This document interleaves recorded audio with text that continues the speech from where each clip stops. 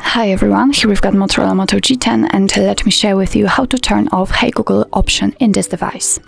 So all we have to do is simply open the Google folder and tap on the Google.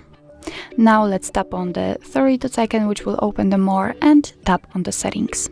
Here we have to enter the Google Assistant, and as you can see in the popular settings on the very first position we've got a voice match, so simply tap on it, and this option in my case is active, so in order to turn it off all you have to do is simply tap on the switcher here.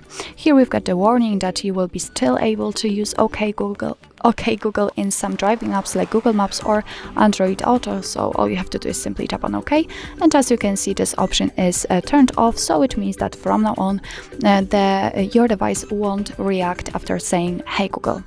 So actually that's all. This is how to turn off the Hey Google option in your Motorola Moto G10. Thank you so much for watching. I hope that this video was helpful, and if it was, please hit the subscribe button and leave the thumbs up.